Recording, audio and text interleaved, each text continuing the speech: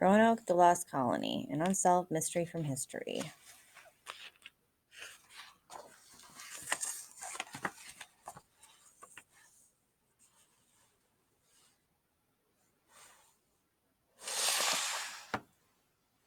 When I grow up, I want to be a detective, just like my dad.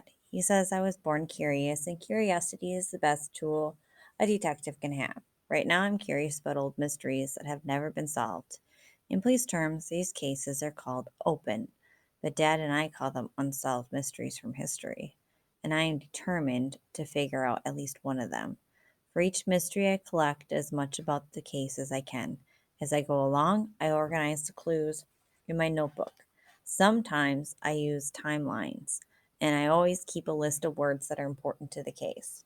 Roanoke, the Lost Colony, is about a group of English people who came to the American continent in the 1500s to begin a new settlement. They all disappeared. Though lots of people have ideas or theories about what might have happened, no one is sure. My dad says no mystery is impossible to solve as long as you have enough clues. This is how the story goes.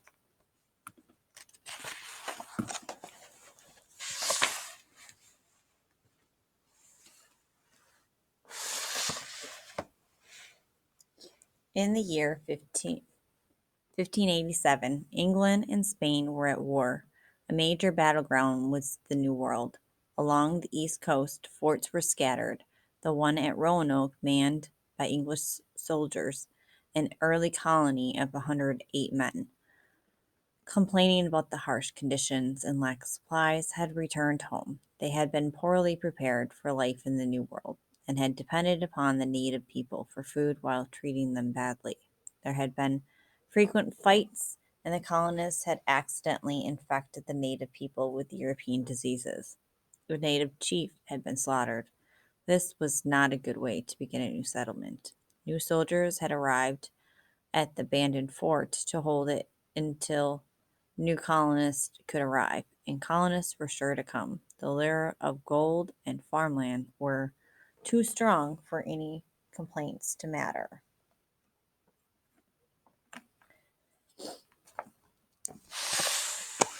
The word Roanoke comes from the Roanoke people, an Algonquin tribe that lived in the area. However, the European settlers who felt they had discovered the New World, which consisted of North and South America, also believed they were the land's rightful owners.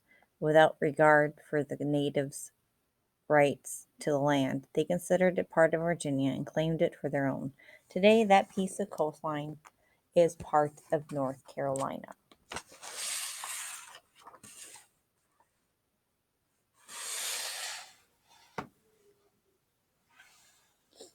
John White was a loyal Englishman and an artist. He was chosen to lead the colony by Sir Walter Raleigh, who had been given the charter to the land in Roanoke by the Queen. White may not have had leadership skills, but he had already been to the New World. He had brought back paintings of the new plants, animals, people. The colonists were chosen by Raleigh and White to build the new community. There were more than 60 men, farmers, craftsmen, assistants. There were close to 20 women, including White's own pregnant daughter, to work in the fields and houses. There were almost a dozen children.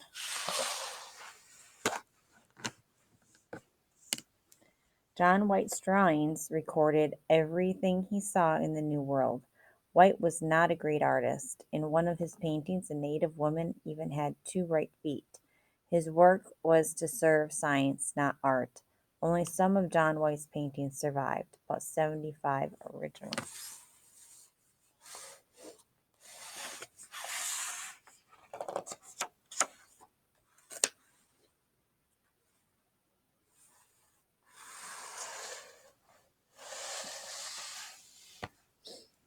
Two native men were also part of White's group. One of them, Menteo, had traveled in the company of the English before.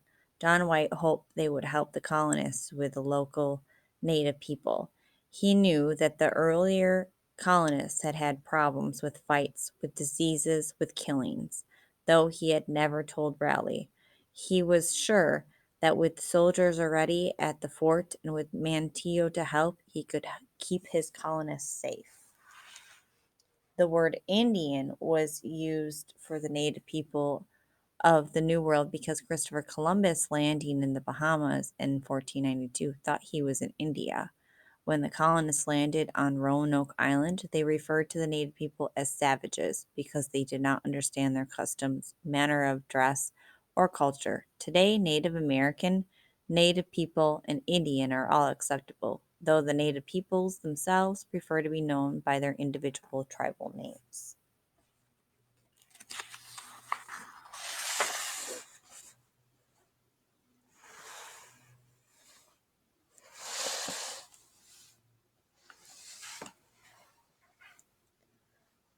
The colonists left Portsmouth on April 26, 1587. They planned to meet with the soldiers, then go to Chesapeake Bay, north of Roanoke, where the land was more fertile and the harbor was safer. They sailed in three boats: a flyboat, a pinnace, and the flagship Lion. After a month and a half at sea, they reached the Americas at last, stopping first on several islands. At Santa Cruz, several colonists ate green fruit. Their lips and tongues swelled badly.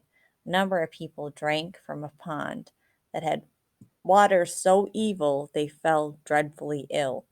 Some who washed their faces in the water had swollen eyes for 5 or 6 days after.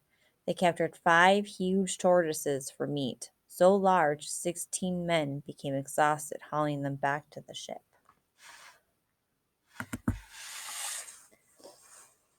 For long ocean journeys, several types of ships were generally used, including flagship, the fleet's largest, best, or safest ship on which the commander sailed; flyboat, a large boat with one or two masts, generally square rigged; pinnace, a smaller, faster, more maneuverable boat that sometimes carried oars.